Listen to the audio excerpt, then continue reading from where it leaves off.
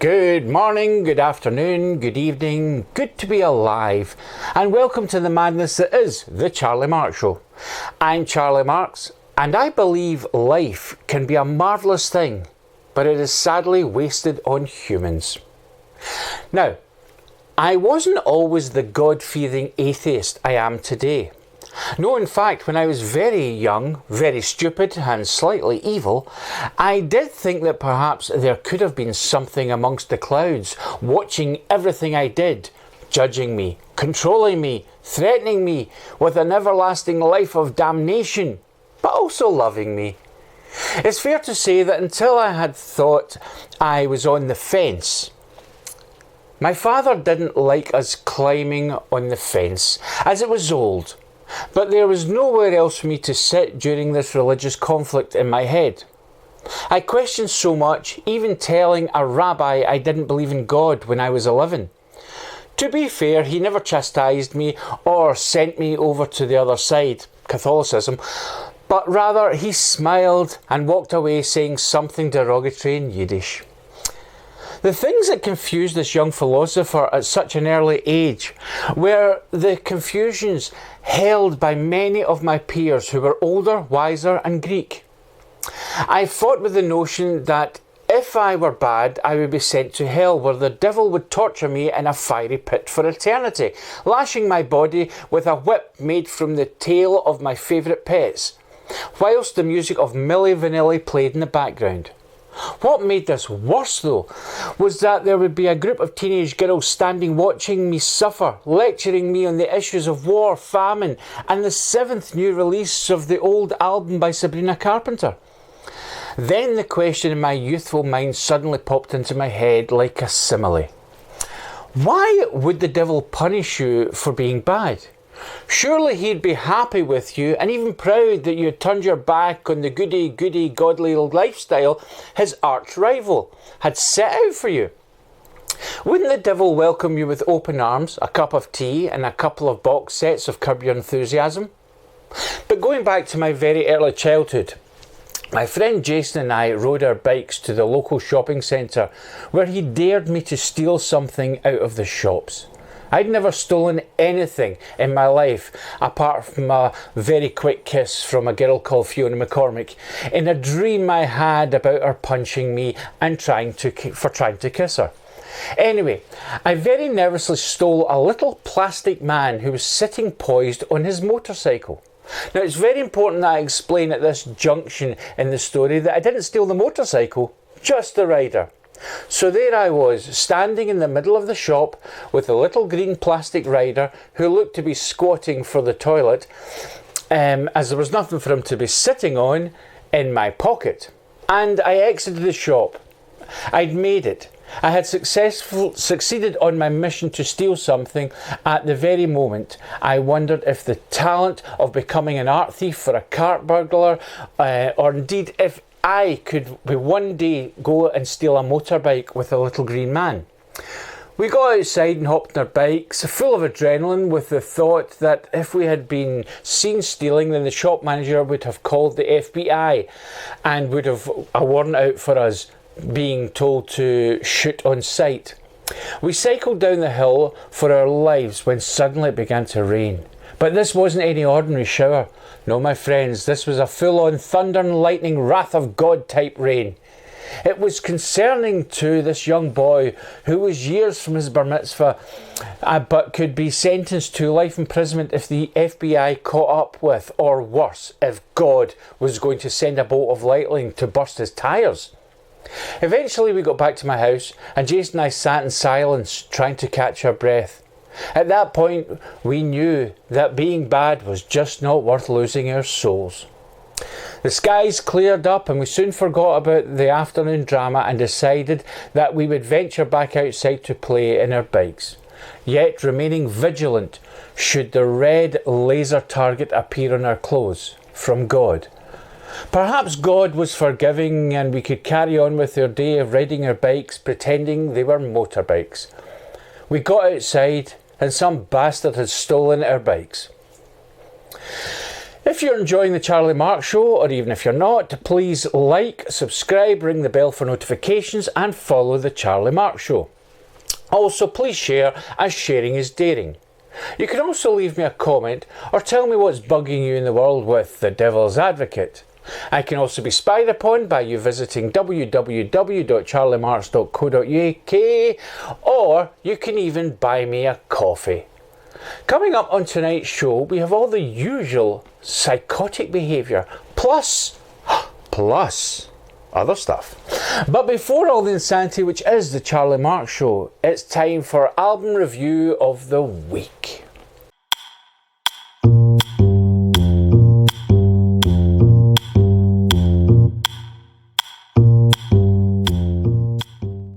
Hi, and welcome to another album review of the week. A couple of albums for you this week. A couple that of albums that I listened to. Actually, I just looked at the cover, but they look as if they might not be up to the same standard as previous albums we've reviewed on this show.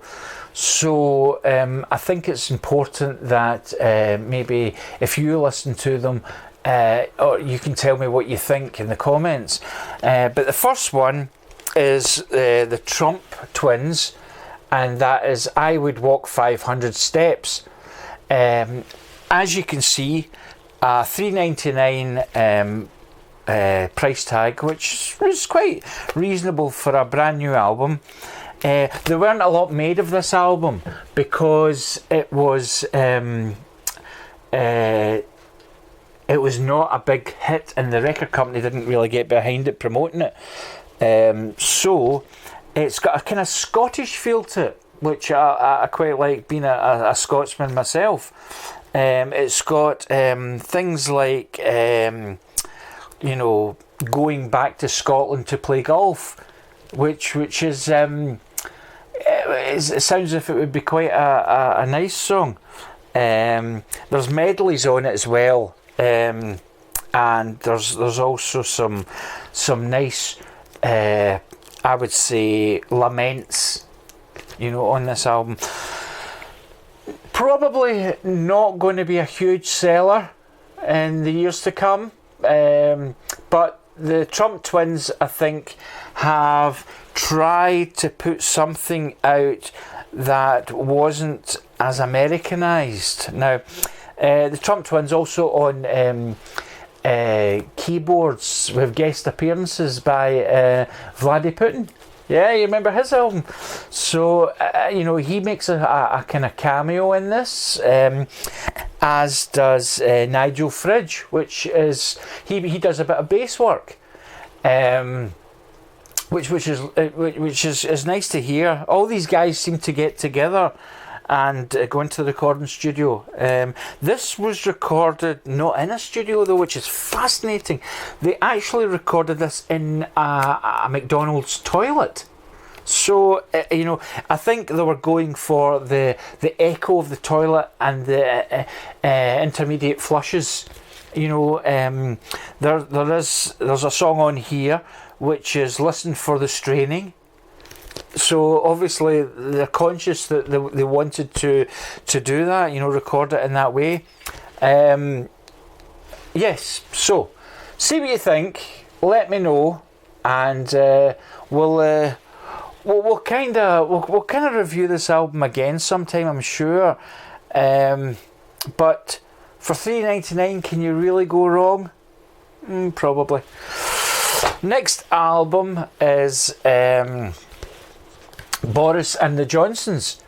One of You Are Gonna Have My Baby. Lovely songs on here. Actually, I did listen to one or two. They do some cover songs. Songs about various covers. There's bed covers. There's car covers. There's home insurance cover. So they do a lot of cover songs like this. The brothers and the sister in the middle. The sister in the middle, actually, she was the main songwriter on this. And she is the oldest out of the Johnsons. But I think because Boris was more in the limelight with these Boris Johnson. I remember I reviewed Boris Johnson at the Wurlitzer organ. Well, because he was more famous, I think they decided to call the band Boris and the Johnsons. But this is the first time he's done an album with his family. They have a phenomenal amount of tracks on here. I mean, yeah, side one alone has 57 tracks. I mean, that to put that in an album, I think is very, very brave of them. And then on side two, sorry, that's just come off. I think this album was homemade by the Johnsons. You never know. But yeah, I'd give it a listen to, and if it falls apart on you, no big deal really, because you can still enjoy the album inside. You know, it's just the cover that things might fall off. So yeah, give it a listen, see what you think, let me know in the comments. Back to the studio. And we'll be back for another review next time. But now it's time to check out all the fake news from around the world and beyond with CM News.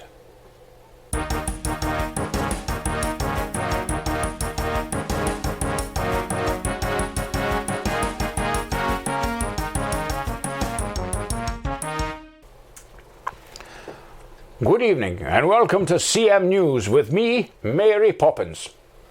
Our top story this evening.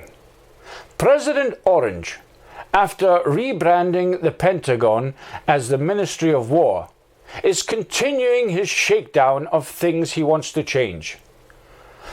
The Washington Monument will now be known as the Washington Pointy Building.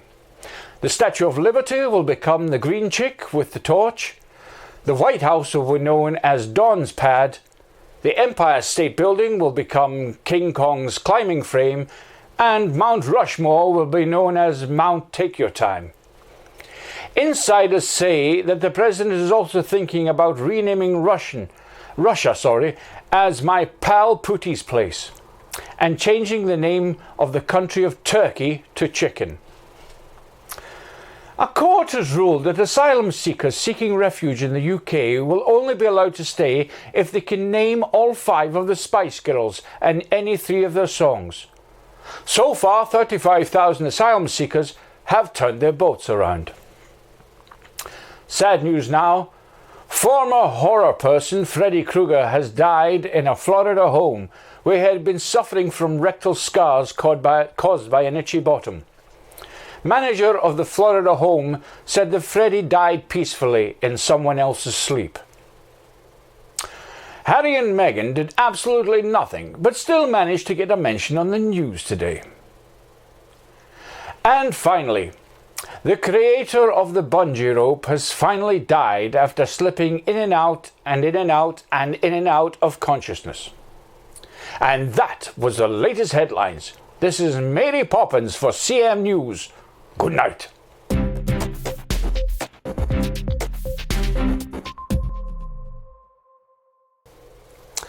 Thank you, Mary. More from the CM Newsroom next time. Now it's time for Thought for the Weekend.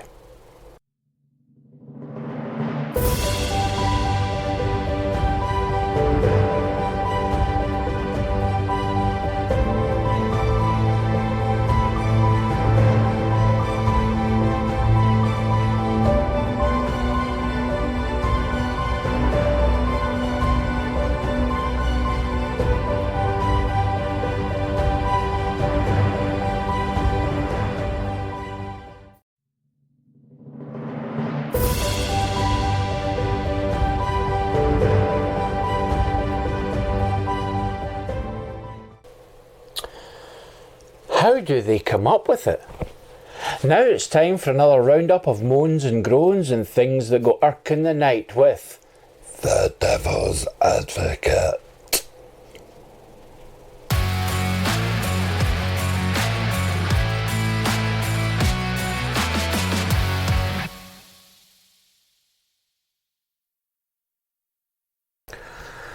What's worse than someone being horrible to your face? Today's gripe is about those who are the complete opposite. I'm talking about the ones who are nice to you as they either wave from a distance or smile like a Cheshire cat, asking all about your well-being. The ones who would stab you in the back after kissing your behind. Why, oh why can't people just be honest? I mean, what is the point of wasting all that energy pretending to care or have any kind of fondness for someone when you can't stand them? We've all had our taste of these two-faced people, even if we never know. And I think that perhaps it's about time these people either refrain from their bitchiness or they will be moved onto a desert island surrounded by sharks who couldn't care less whether you love them or hate them. The worst place to encounter this kind of petty behaviour is at work. People will always pretend at work because they don't want to be seen as a horrible person when, if truth be told, they are complete stinkers. They are clever though, and they will suss out the feeling in the room before they choose a knife suitable for your back. Some time ago I worked in an environment which brought me into contact with people. I did my best to do all I could do to make them happier with my work because I was working for them. They saw me as beneath them, not worthy to be around them, as I was not their equal and not eligible to be included in their millionaire world. The truth of the matter was that many of them were pretend millionaires who happened to be earning more money than the average working class person, and this, they believed, gave them the right to be two-faced and treat people any way they want to. Now, I have to point out that not all of them were like this, and many of them remain my friends to this day. But for the ones who were downright bitchy, I have this to say. You are no better than anyone else. In fact, you're worse. You lead sad, lonely lives, and you will never know the feeling of being genuinely liked. You can live all you want in your pretend world of chandeliers and fancy cars. But our survival as a species does not require your attitude. There is absolutely nothing wrong with people who are nice, caring, and even loving. And eventually your breed of backstabbing bitchiness will cease to exist, because many of the people you look down on have taken the knife and plate you placed in their back. So now they are armed. Death comes to us all sooner or later, and sooner than we actually realise, and a genuine person is a person to be proud of. This being said, I shall be attending all your funerals, just to make sure you're really dead. Thank you for watching The Charlie Marx Show, and remember to like, subscribe, hit the bell for notifications, share and follow me on www.charliemarx.co.uk. You can also buy me a coffee or join the channel for more and so much more. So until next time, if you're not subscribed to The Charlie Marx Show, I will love you forever to your face and tell the world how bad your breath stinks.